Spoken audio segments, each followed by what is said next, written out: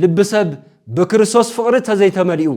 ልብሰብ በክርስቶስ ከዓርፍ ተዘይክኢሉ ልብሰብ በክርስቶስ ፍቅሪ ክነድድ ተዘይክኢሉ ኣብዛ ዓለም እዚኣ ኣብ ጻሚኢ ዝነብር ብዘይ ማይ ምንባር ከም ዘይንኽእል ኩሉ ብዘይ ክርስቶስ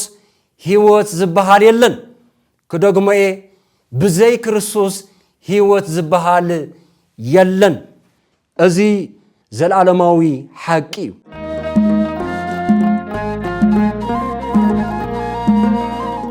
በስመ አብ ወወልድ ወመንፈስ ቅዱስ አሐዱ አምላክ አሜን ናይ ህይወት ማይ ናብዛ ዓርፈሉ ማይ ይመርሐኒ ከም ዝበለ ቅዱስ ዳዊት ናይ ህይወት ማይ ማለት ውሉድነት ናይ ህይወት ማይ ማለት ወደ አምላክ ሙኻን ስለዚ ናይ ህይወት ማይ ኣብ ውሽጥና ዝፍልፍል ዓይኒ ማይ ኣብ ውሽጥና እናፈልፈለ ዝነብር እዚ ማለት ናይ ዘለዓለም ህይወት ኣብ ውሽጥና ብህያውነት ከም ዝነብር ዝገልጽ እዩ እርግጽ እዩ ኣብዛ ዓለም እዚ ክንነብር ከለና ላዕልን ታሕትን ንብለሉ ምስጢር ናብራና ሲዒርና ዕውታት ንምዃን እዩ ነዛ ሓጻር ዕድመ ነዛ ውሕስና ዘይብላ ዕድመ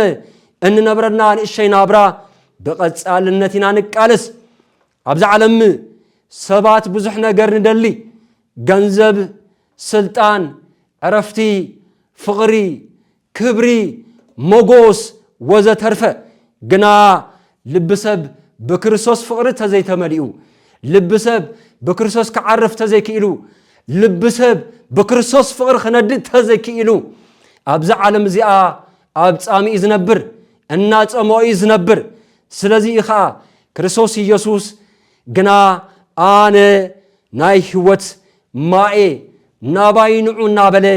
ንዓይን ንዓኻትኩምን ዝጽውዐና ዘሎ